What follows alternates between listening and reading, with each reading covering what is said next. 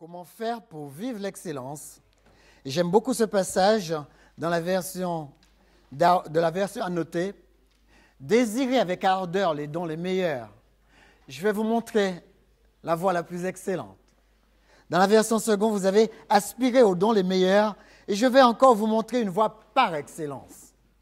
C'est vrai qu'il y a une voie d'excellence. Il y a une voie que Dieu a impartie afin que nous puissions croître et vivre quelque chose de différent que ceux qui nous entourent. C'est l'excellence. Maintenant, je voudrais simplement que vous soyez attentifs à cette illustration. Pourquoi me limiter? Qu'est-ce qui vous limite? Job lui disait, pourquoi mettre mes pieds dans des ceps?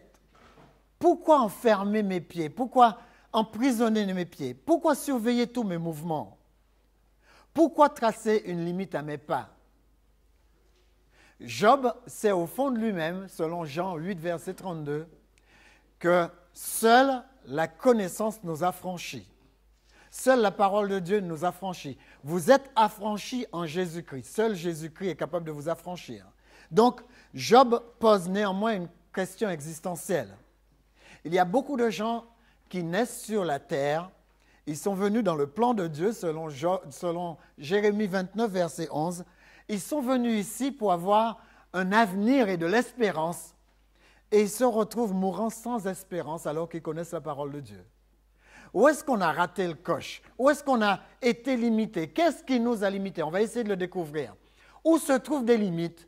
Qu'est-ce que vous avez fréquenté qui a inscrit en vous des limites? Parce que vous êtes né pour ne pas avoir de limites. Vous n'êtes pas n'importe qui. La Bible dit que nous sommes à l'image de Dieu. Jésus prophétise même en disant « Nous sommes des dieux ». Vous vous rendez compte jusqu'où va Christ?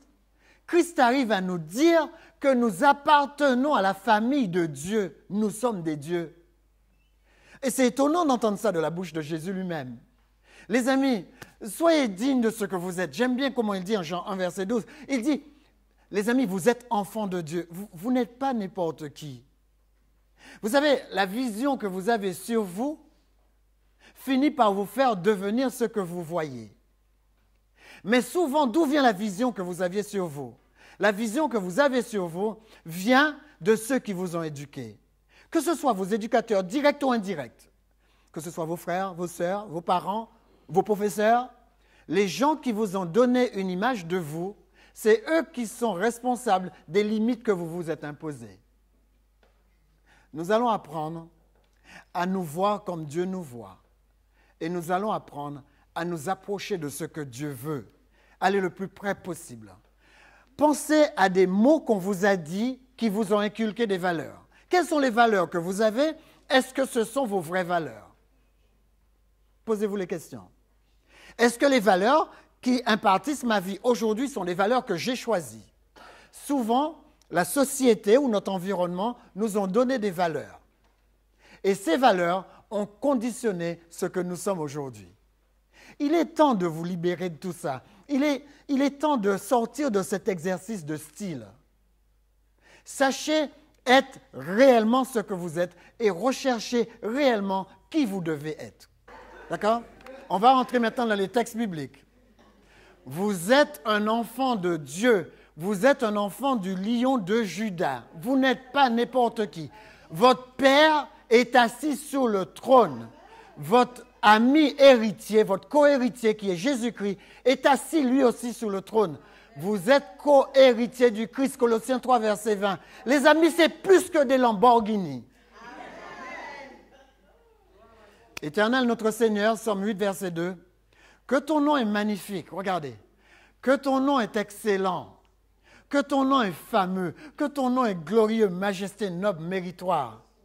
Éternel, ton nom est méritoire sur toute la terre. Ah, j'aime penser que j'appartiens à l'univers. Je n'appartiens pas à la terre, je suis en transit. D'accord? Je suis en transit. Mon avion s'est posé ici. Pas pour longtemps. La Bible déclare pour 80 ans pour les plus solides. Pour 100 ans, pour les 120 ans pour les meilleurs du Moïse. Les amis, on est en transit. C'est vrai que ça vous paraît un peu long, mais excitez-vous par rapport à là où vous allez. J'aime penser, je me rappelle cette femme qui est venue me voir, elle me dit, Lambert, connais-tu la richesse? Elle me dit, tu vois Lambert, j'ai de l'or.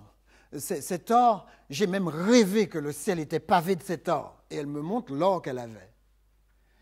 Je lui ai dit, toi, tu es d'ici, toi. Elle me dit, non, je suis du ciel. J'ai dit, non, non, non, ton rêve, je ne sais pas qui t'a filé ce rêve. Un rêve où tu marches sur des rues pavées d'or comme ça? De l'or jaune? Les amis, ce n'est pas comme ça chez moi.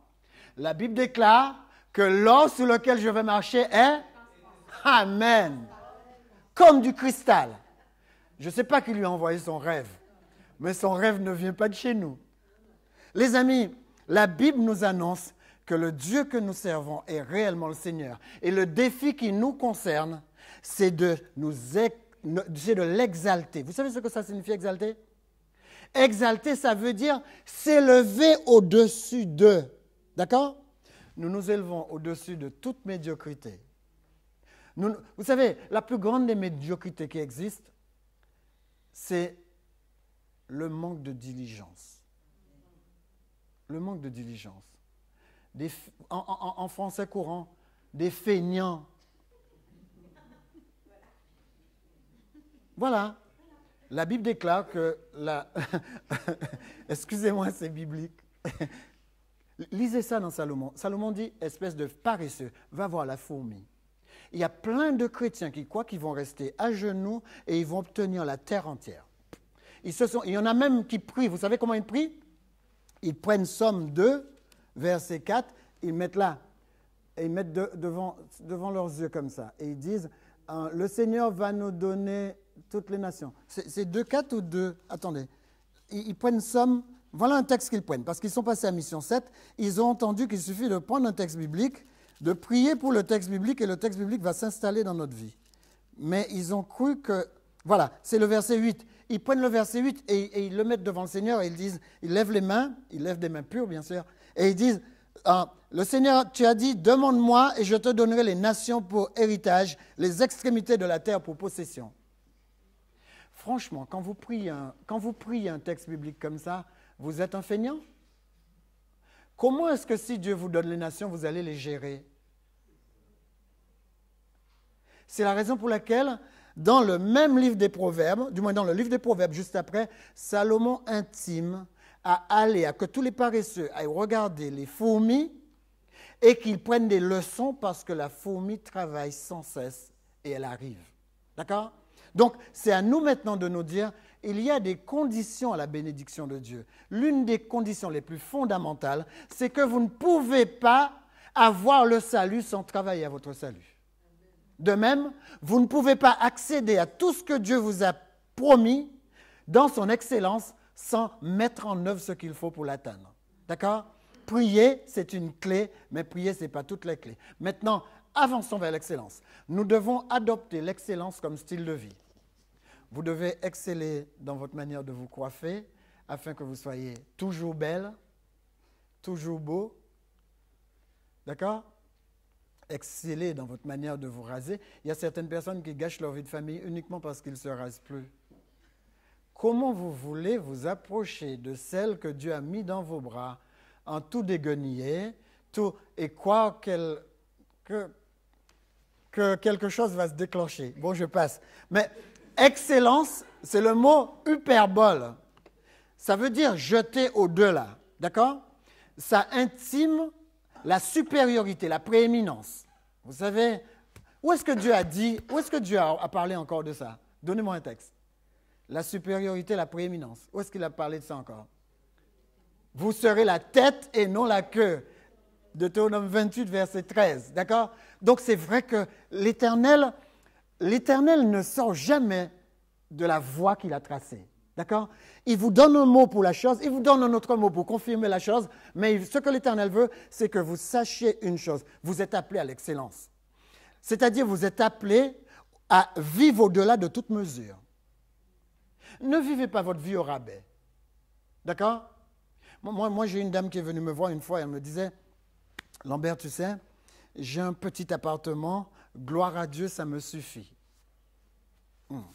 Je lui ai dit, non, il ne faut pas parler comme ça. Vous avez un petit appartement, Dieu vous l'a donné pour savoir comment vous êtes capable de gérer la plus grande qu'il a instaurée pour vous. Les amis, regardez bien, Jean 14, verset 12. Il dit quoi? Il dit, l'Éternel vous confiera des grandes choses si vous êtes fidèles dans les petites choses. Arrêtez de vous scotcher aux petites choses que Dieu vous a confiées. Arrêtez de vous scotcher aux petites choses que Dieu vous a confiées. D'accord? Soyez simplement fidèles dans les petites choses et visionnez les plus grandes. Faites comme Jabès. Visionnez les plus grandes. Dites-vous que la raison pour laquelle le peuple de Dieu est toujours considéré comme moins que rien, c'est parce qu'il n'arrête pas de fonctionner en moins que rien. Je vous assure, moi, il y a des choses qui court-circuitent le christianisme.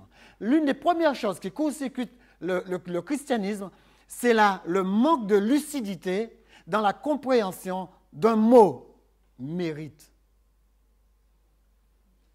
Dans quasiment la plupart des églises où je suis passé, que ce soit catholique, que ce soit évangélique, que ce soit adventiste, que ce soit baptiste, vous savez ce que j'entends? Les gens priaient comme ça. Ils s'agenouillent devant le Seigneur, ils se permettent même d'élever des mains vers le Très-Haut, et ils prient comme ça. Seigneur, je n'ai aucun mérite. Ils prient ça, je vous assure qu'ils prient ça. Vous n'avez jamais entendu ça? Je suis le seul à l'avoir entendu? Ils disent, Seigneur, je n'ai aucun mérite. Ce sont des gens qui ne respectent pas ce que Christ pense d'eux. Christ dit, vous êtes enfants de Dieu. Vous connaissez un enfant de Dieu qui n'a aucun mérite? Quels sont les mérites qu'un enfant de Dieu a? Quels sont les mérites? Donc, quels sont les mérites? Voilà, il a tous les mérites du Christ. C'est-à-dire que Christ nous a donné ses mérites gratos et tout le monde dit « je ne l'ai pas ». Vous trouvez ça logique? Christ nous dit « hé, je me suis sacrifié pour te le donner, tu ne le prends pas ». C'est quoi ton histoire? Qui est-ce qui vous a conditionné comme ça pour que vous puissiez vous limiter au point de dire « vous n'avez aucun mérite ». Moi, j'ai même entendu pire dans une prière. Seigneur, nous sommes comme la boue, nous sommes comme la serpillière. Moi pas. Moi pas. Moi pas. Il a continué à prier avec sa ferveur et moi, je me suis levé de là pour le laisser dedans. Moi, je ne veux pas ces gens de bénédiction. Je ne veux pas ces gens de bénédiction. Je ne suis pas de la boue. Et les amis, il y a 6000 ans, Dieu m'a mis un genou par terre. Il a modelé de la boue, il a insufflé sa puissance dedans et il a dit, voilà maintenant ce que tu es devenu. Est-ce que je suis encore de la boue? Est-ce que je suis encore de la boue? Non, les amis, c'est fini cette histoire de boue. Tous les gens qui croient qu'ils sont de la boue, quand vous marchez, regardez derrière vous, est-ce que ça laisse des traces? Pourquoi est-ce que vous dites que vous êtes de la boue? D'accord? Arrêtez d'utiliser des paraphrases qui détruisent la chose que Dieu a créée, c'est-à-dire vous. Vous êtes promus à l'excellence. Les amis, l'excellence n'est pas faite pour des animaux. Les animaux excellents, bof.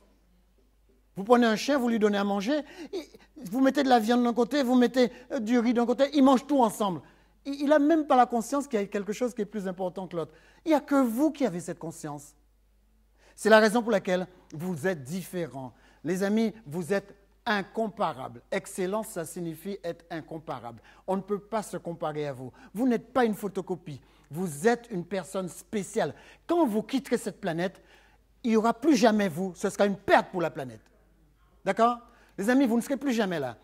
Et le mot qui accompagne hyperbole, excellence, c'est le mot kata. Souvent dans la Bible, on emploie kata et hyperbole. Ça signifie devenez encore et encore et encore plus excellent. L'excellence, ça ne se termine jamais. Vous devenez de plus en plus excellent. C'est pas beau ça? Ouh! Notre Seigneur est grand, dit David. Il est puissant par sa force. Son intelligence est sans limite. Je vais vous faire remarquer une chose. Ce texte s'adresse à qui? À qui s'adresse ce passage? Ou bien de qui ce passage parle-t-il? Il dit que l'Éternel est sans limite. Son intelligence est sans limite.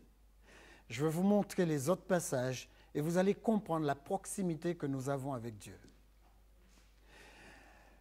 Excellence, c'est s'élever au-dessus de ce qui est moyen. Dieu n'a pas une intelligence moyenne, il a une intelligence hors du commun. D'accord? Gardez bien cette définition. Et maintenant, pensez à une chose. Où sont réellement vos valeurs? La médiocrité dénie le pouvoir de Dieu.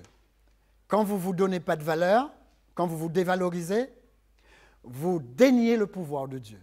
Vous êtes en train de dire, « Oh Dieu, regardez ce qu'il a fait. » C'est très peu de choses. Nous ne sommes pas très peu de choses. On est toujours moyen si on n'utilise pas la puissance de Dieu. Donc, sachez que vous n'êtes pas des gens moyens. Vous êtes supérieurs à la moyenne parce que vous allez utiliser la puissance de Dieu. La puissance de Dieu, c'est un plus. Il y a beaucoup de gens qui ne peuvent comprendre cela. Le plus, ce n'est pas 1 million d'euros. Le plus, c'est la spiritualité en vous. L'excellence requiert de moi que j'imite la majesté et la splendeur de Dieu. Franchement, est-ce que vous trouvez ça convenable? Vous êtes en train de rouler dans une voiture, la voiture s'arrête, le monsieur dit à sa femme de descendre, la femme descend, il démarre et il a presque emporté la femme. Est-ce que c'est convenable? Qu'est-ce qui serait convenable? Qu'est-ce qui serait noble? C'est qu'il descende et qu'il lui ouvre la porte. Mais franchement, les amis, pourquoi tout le monde le sait et que personne ne le fait? Moi, vous savez, je vais au supermarché, je vois des couples marcher, d'accord? Ils marchent, le monsieur, il marche devant, les mains dans les poches. La dame, elle vient derrière, avec le caddie souvent. Elle pousse le caddie, elle vient derrière. Et quand il tire la porte, et avant même qu'elle passe le caddie, il lâche la porte. C'est la noblesse. Alors que nous savons tous qu'il ne le ferait jamais à une personne inconnue. Vous avez remarqué comment certaines personnes tiennent les portes pour les gens qu'ils ne connaissent pas? Parce qu'ils ont peur qu'on pense quelque chose de négatif d'eux. Mais à des gens qu'ils connaissent, ils arrivent à lâcher la porte. Manque de noblesse. Partons vers l'excellence. L'excellence, c'est se jeter au-delà de soi-même. Les amis, repoussez vos limites. C'est pareil, ceux qui passent des examens, repoussez vos limites. Je suis toujours étonné quand je vois une personne et que je le salue et il me dit « Lambert, j'ai un master en ceci, j'ai un master en cela et je suis en train de préparer un master en ceci. » Moi, je rencontre beaucoup de chrétiens « J'ai pas de diplôme, j'ai pas de diplôme et j'ai pas de diplôme. » Les amis, je vous assure, je rencontre beaucoup de chrétiens qui me disent ça. Et vous savez, il y en a qui sont pertinents.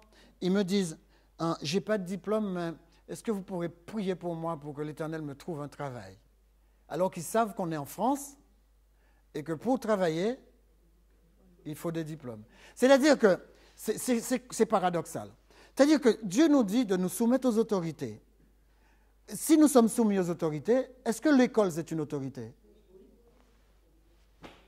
C'est-à-dire que si je ne fais pas avec diligence, ce que l'autorité qui a été mise en place par Dieu me permet de faire, comment est-ce que je peux m'insérer la tête bien élevée dans la société? Moi, ce serait mieux pour moi de l'entendre dire, bon Lambert, j'ai eu ma maîtrise en ceci, mais jusqu'à maintenant je cherche, je ne trouve pas. Là, on a quelque chose pour travailler avec Dieu. Vrai ou faux? Parce que lui, il a fait tout ce qu'il pouvait faire. Et maintenant, on va dire, bon, on va appeler Dieu, c'est la promesse de Dieu, Dieu va faire la suite. D'accord? Moi, j'ai plus d'assurance. Mais si je dois demander à Dieu de passer sur toutes les autorités qui existent, je dis maintenant, Seigneur, écoute, tu vas devoir faire un miracle, parce que ce gars, il est vraiment dans la panade. Il va falloir que tu fasses un miracle. Tu sais, il n'y a rien derrière. Et vous savez ce que le Seigneur me répond? Je vais l'aider, mais qu'est-ce qu'il va galérer? Je vais l'aider, mais qu'est-ce qu'il va galérer? D'accord? Les amis, on galérera plus en gagnant 1 000 € qu'en gagnant 3 000. Donc Dieu va l'aider. Je suis sûr, j'ai la foi. Dieu va l'aider, même sans diplôme. Je l'ai déjà vu. On l'a déjà expérimenté. D'ailleurs, même moi, j'ai déjà pleuré avec ma femme pour embaucher des gens sans diplôme seulement parce qu'ils étaient chrétiens. Bon, il y a une catastrophe derrière, mais ce n'est pas grave. C'est simplement pour dire que parfois, on fait tout ce qu'on peut, mais l'essentiel, ce serait de retourner vers l'excellence. Mais qu'est-ce que vous direz? Hier, j'ai rencontré un jeune homme, et vous savez ce que le jeune homme me dit? Il a l'embarras des emplois. Il a l'embarras des emplois. Vous savez, quand on accumule 3 masters, on a l'embarras des matins. On m'appelle là, il me dit, on m'appelle chez SFR, on m'appelle chez celui-là, on m'appelle chez... J'ai l'embarras des emplois. Je voudrais que tous les chrétiens disent la même chose demain, j'ai l'embarras des emplois. C'est pas cool? Et ajoutez, j'ai la foi et j'ai l'embarras des emplois. C'est pas beau ça? Les amis, visez l'excellence. Ne vous contentez pas de peu, battez-vous. Où sont toujours mes valeurs? Excellence signifie se jeter au-delà de soi-même. Et cela requiert une puissance au-dessus de soi-même. Ne vous contentez pas d'acquérir ce que vous pouvez acquérir. Contentez-vous de mettre la barre encore plus haut. Il faut que la barre soit encore plus haute. D'accord? Si vous pouvez faire ça, faites encore davantage. Et essayez de fonctionner comme ça. Je suis une personne qui va plus loin que là où je peux aller. Et je vais vous dire le secret. Si vous savez que ça, c'est votre niveau, vous collez un niveau plus élevé, vous allez, sans vous rendre compte, dépasser votre niveau, même si vous n'atteignez pas le niveau le plus élevé. Ça marche toujours comme ça. D'accord? Moi, je me rappelle, pendant l'été, je dis à ma femme, chérie, je ne pars pas en vacances. J'ai envie de faire un coup pendant les vacances. Je ne pars pas en vacances. Elle me dit, d'accord, je vais partir en vacances avec les garçons. C'est une bonne chose que tu ne pars pas en vacances parce que Jenny, elle ne part pas en vacances non plus. Je dis, OK, qu'est-ce que je peux faire pendant mes vacances? Les amis, pendant les vacances, vous pouvez demander à tous ceux qui sont venus me donner un coup de main, je suis parti, j'ai foncé, tête baissée, dans un ouvrage où je n'avais pas de maîtrise, la construction. Je suis parti avec quasiment un hangar et j'ai transformé en 4 mois un hangar en 3 appartements. Voilà où j'ai passé mes vacances. Les amis, je ne savais pas comment le faire, mais je savais une chose, je voulais voir ce que j'étais capable de faire. D'accord? Les amis, faites quelque chose qui vous dépasse et regardez Dieu vous donner un coup de main. Tentez quelque chose qui vous dépasse. Je ne sais pas, comme Jeannie dit, jetez-vous sans filet. Tentez l'excellence, tentez la grandeur. Je vous dis, je ne peux vous raconter que ce que j'ai expérimenté, mais je suis sûr que dans cette salle, il y a des gens qui ont expérimenté des choses. J'ai écouté l'expérience de Christelle la semaine dernière. Elle aussi, elle s'est jetée dans des grandes choses. Tout le monde avait des doutes sur là où elle allait arriver. Les amis, elle a dépassé ceux dans lesquels elle s'est jetée. Mais vous savez, je peux raconter toutes vos expériences, tous ceux qui l'ont fait, tout ça pour encourager les autres. Arrêtez cette histoire de télé. Arrêtez de... La télé, conditionnez, bouclez la bouche à la télé. Conditionnez la télé. Vous savez, la télé, le niveau d'études de la télé, le niveau de les études, le niveau des émissions de la télé, une étude a montré que le niveau des émissions de la télé se trouve entre 9 et 12 ans. Mais je ne sais pas, c'est tout tiré. Le niveau, c'est entre 9 et 12 ans. Alors, on a compris que la télé, c'est une puissance éducative. Regardez la conception de gens qui passent 4-5 heures devant la télé. Regardez leur conception. Regardez la limitation de leur pensée.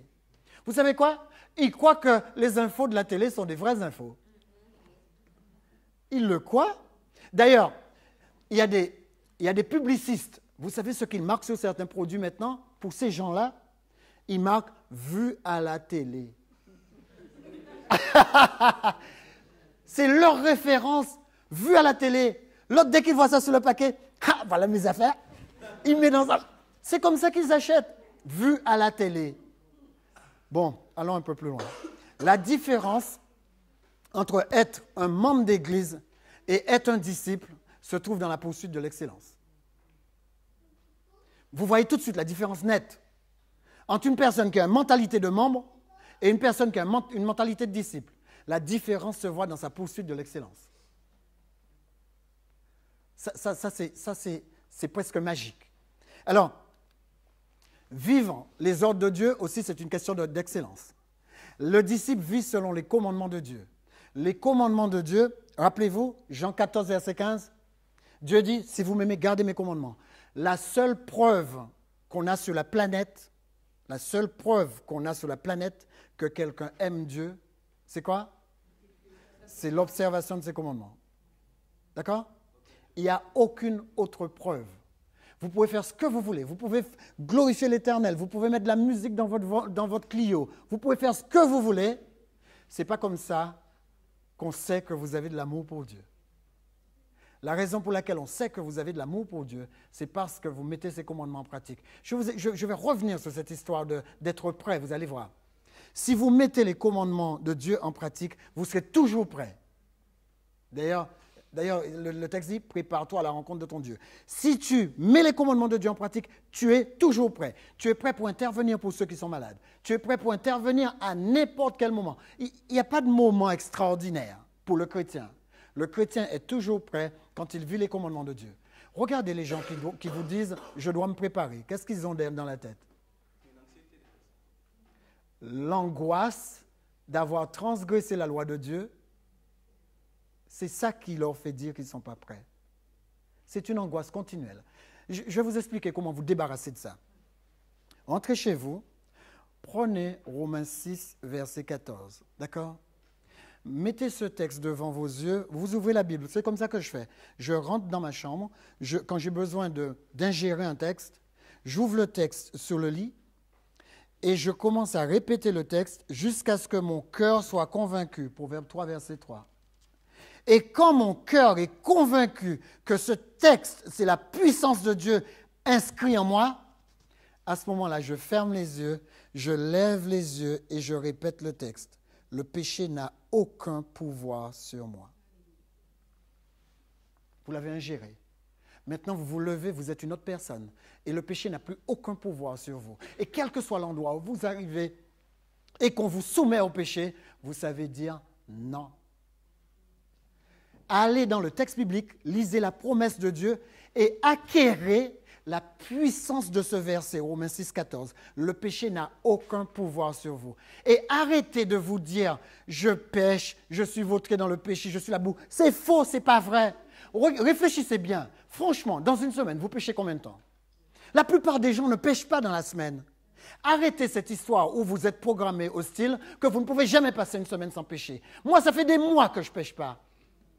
On finit par ne même pas savoir la différence entre péché et pas péché parce qu'on vit dans les commandements de Dieu. Les amis, vous croyez qu'il est facile de pécher? Quand vous péchez, vous rentrez chez vous, vous avez mal au cœur. Vous aimez ça? Les gens qui pêchent, ce sont les gens qui sont maso, ils aiment se faire mal.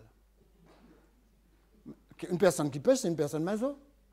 Il fait un péché, après il se traîne. Oh là là, Seigneur, j'ai fait ça, mais regarde dans quelles conditions je suis. Pourtant, je connais. Hein. Oh, mais Seigneur, je sais que tu m'en veux. Mais pourquoi vous faites ça, mince? Pourquoi est-ce que quelqu'un doit se faire mal?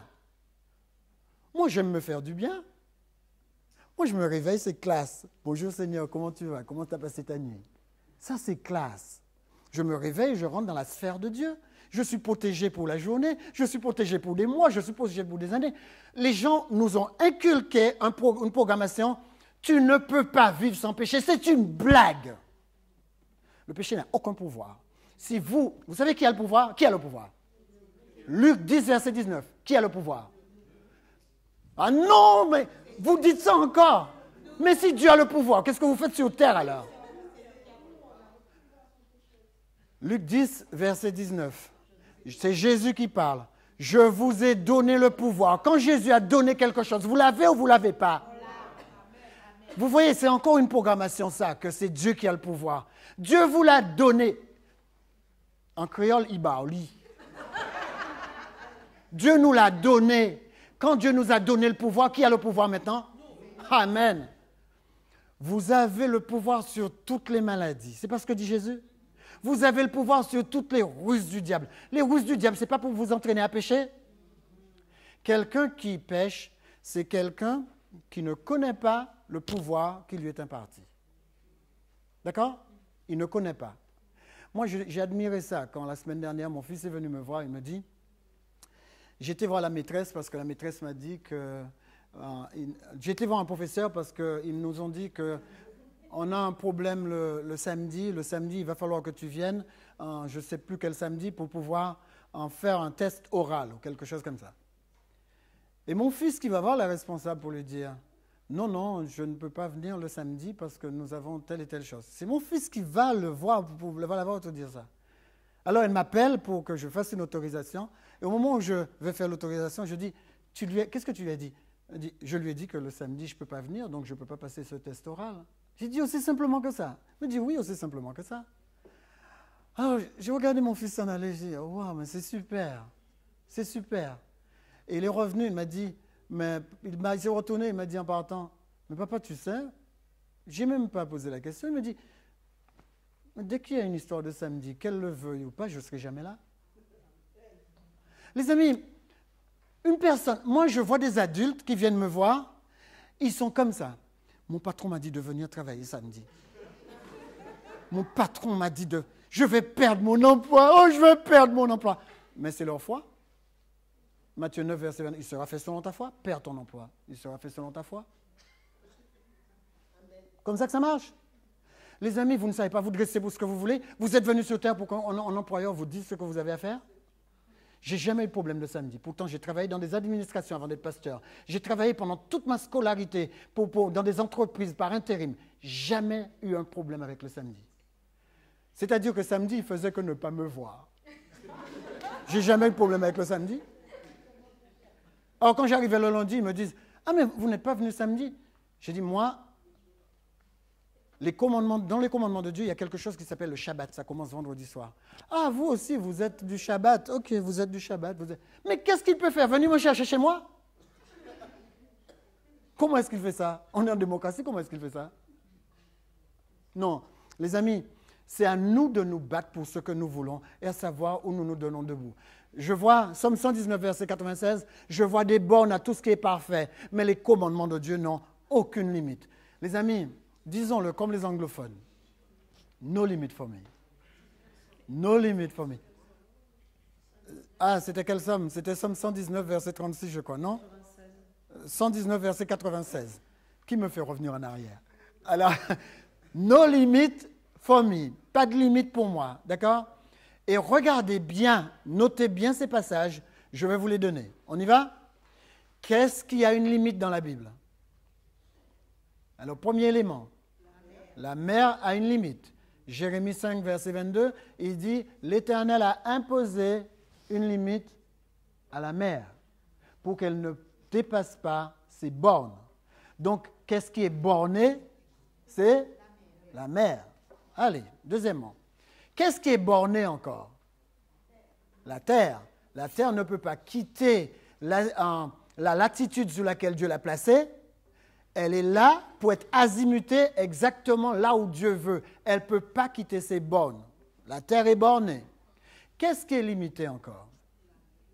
Depuis le péché dans le jardin d'Éden, notre vie est limitée pour les plus costauds jusqu'à 120 ans. D'accord? Allez, on y va encore. Qu'est-ce qui est limité? Les nations. Regardez bien la guerre des frontières. Les nations sont limitées. Je vais passer à une deuxième catégorie. Si vous n'avez rien noté des premiers, ce n'est pas grave. Maintenant, c'est ça qui vous intéresse. OK? Il n'y a pas de limite au commandement de Dieu. Il n'y a pas de limite à votre amour. Personne ne peut stopper votre amour. Même le plus méchant ne pourra le stopper. Personne ne peut stopper l'amour que vous avez. Personne ne peut dépasser l'amour que vous avez en vous. Votre amour est sans limite et votre amour peut englober le monde entier. Il n'y a pas de limite à votre espérance. Vous pouvez espérer ce que vous voulez. Tout ce que vous pouvez penser, vous pouvez le faire. Vous avez entendu? Les amis, essayez de pousser votre pensée. Tout à l'heure, on a vu Lamborghini, vous avez fait « Wow ». Vous savez que vous pouvez aller plus loin que les Lamborghini? Vous pouvez pousser votre pensée le plus loin possible. Tentez ça à la maison. Asseyez-vous et poussez votre pensée. Et dites-vous, j'ai envie d'atteindre ce sommet.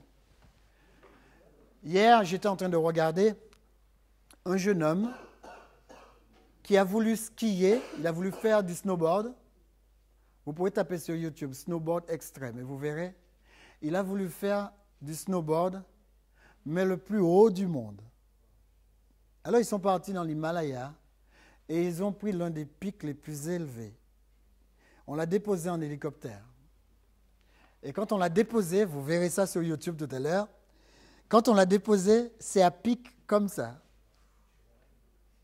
Vous ne voyez rien, vous voyez seulement le vide.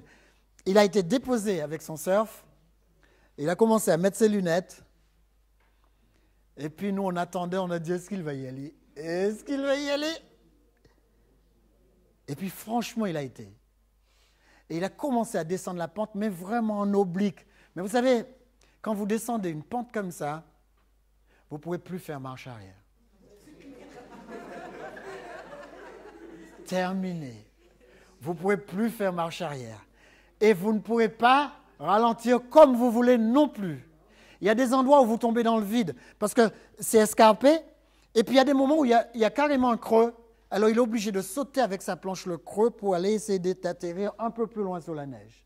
Donc, il fait ça complètement en oblique et il revient en oblique, mais sur une petite surface. Et il descend la montagne à une vitesse vertigineuse. Et il arrive, au moment où il descend, il déclenche une avalanche. Et vous le saurez, plus tard on le saura, il dit qu'au moment où il sent qu'il a déclenché l'avalanche, il doit aller plus vite que l'avalanche. Alors, il s'est mis à accélérer. On voit bien qu'il accélère. Il pointe en flèche droite et il continue à descendre. Et vous tremblez en regardant ça. Parce que en cas de chute, vous ne savez pas où il va atterrir. Et il finit toute la longueur sur sa planche. Les amis, je regarde ça et je me dis, c'est ça le chrétien. Le chrétien doit savoir rester debout. Le chrétien doit savoir aller vite. Le chrétien doit savoir rester concentré. Le chrétien doit savoir une chose, c'est que tout ce qu'il fait lui réussit. Tout ce que vous engagez. Vous savez ce qu'il dit? Il dit, la chose la plus difficile, c'est se lancer. Ce n'est pas la même chose que pour nous? La chose la plus difficile par rapport à la foi, c'est se lancer.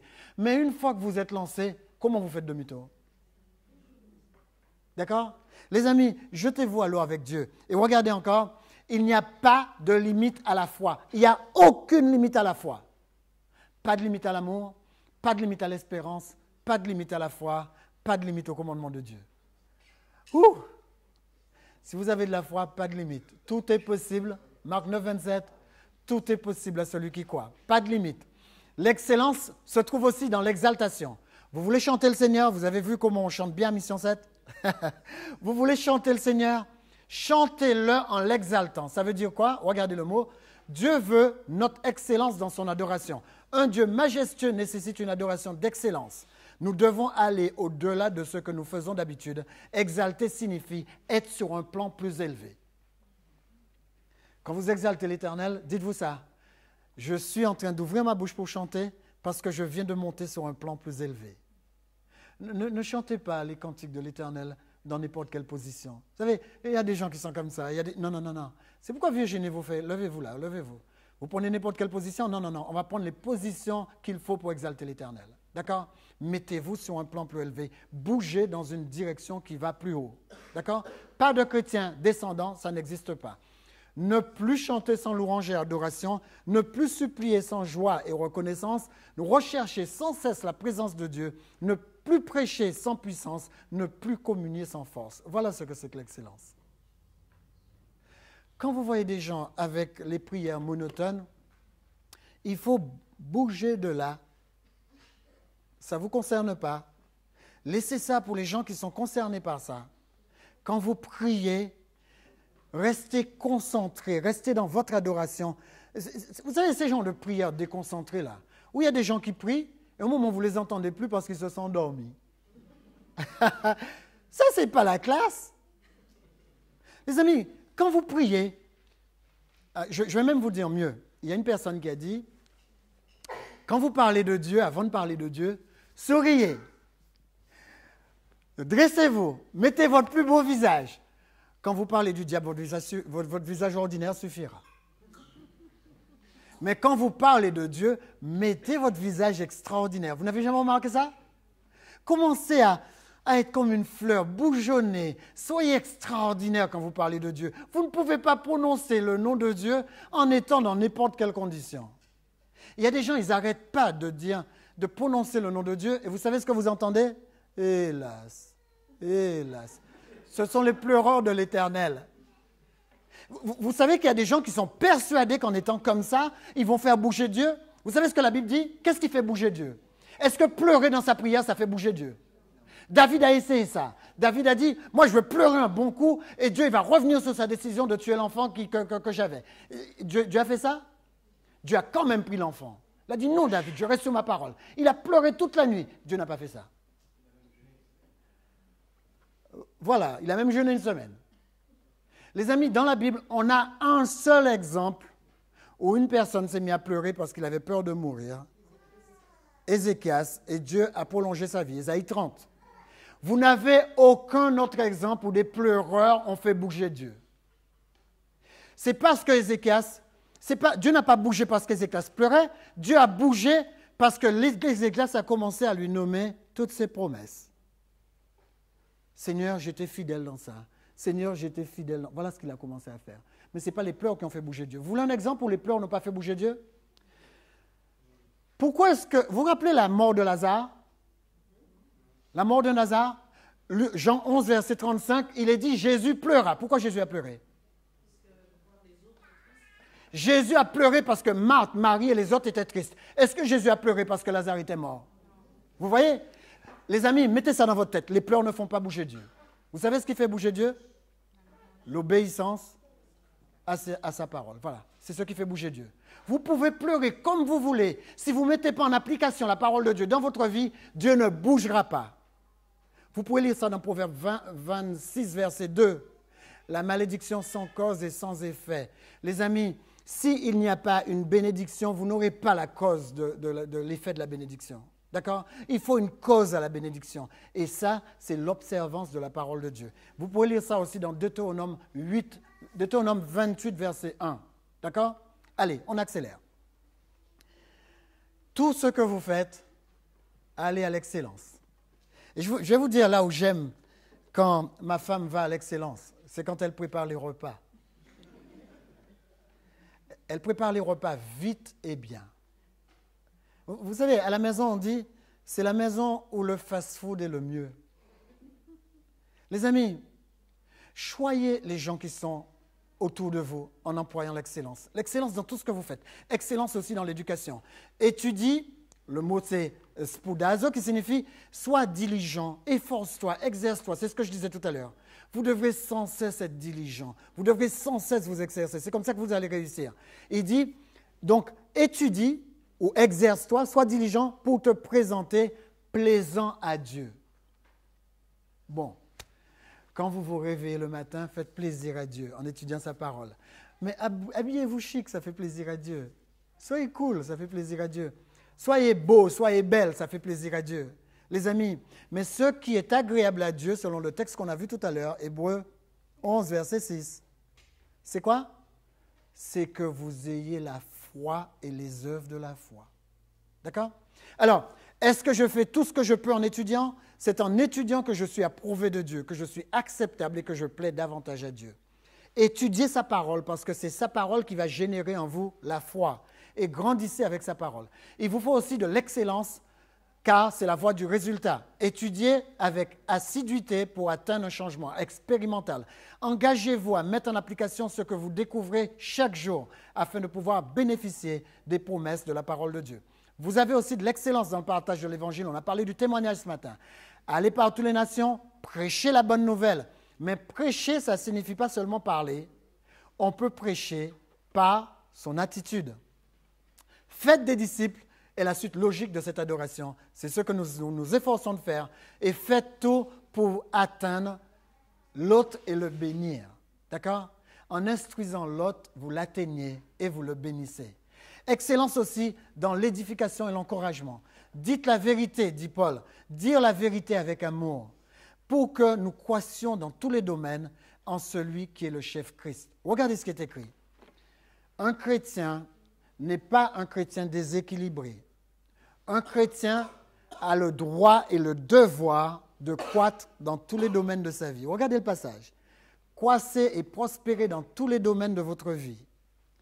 Un chrétien ne mourra jamais de faim, il ne mourra jamais de soif. Un chrétien, selon David, Psaume 37, il dit « Je n'ai jamais vu le juste abandonné, ni sa postérité mendiant son pain. » En clair, un chrétien n'est pas un mendiant. Un chrétien ne demande pas. Un chrétien, c'est quelqu'un qui donne à ceux qui demandent. D'accord?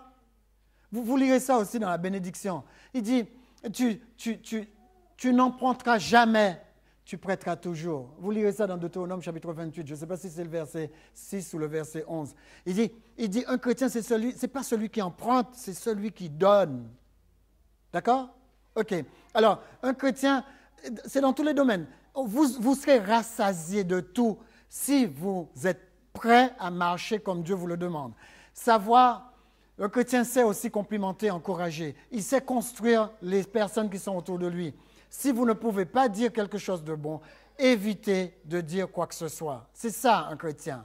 L'excellence doit aussi être dans le respect de la maison de Dieu. Ma maison sera appelée une maison de prière pour tous les peuples. L'Éternel est dans son sein. Vous connaissez tous ces passages. Donc, soyons excellents, qu'on n'ait rien à nous reprocher. Quand nous quittons ici, ils n'ont rien à nous reprocher. Ni nos enfants ont fait ceci, ni nos enfants ont fait cela. Nous sommes des personnes d'excellence. Les amis, avançons avec notre excellence. Et si nous vivons l'excellence, nous verrons le prix de l'excellence. Excellence dans notre manière de chanter, excellence dans notre manière de nous engager, excellence dans notre fidélité, excellence dans notre manière de nous préparer. Et je vous assure, les amis, tout est possible à celui qui croit. Voilà ce que dit le texte. L'Éternel, ton Dieu, est au milieu de toi comme un héros qui sauve. Il fera de toi sa plus grande joie. Il gardera le silence dans son amour. Il aura pour toi des transports d'allégresse. C'est la raison pour laquelle, nous le savons très bien, maintenez la main de Dieu, servez Christ en servant les autres, et tout est possible quand vous êtes dans ces conditions parce que vous êtes des croyants. Amen.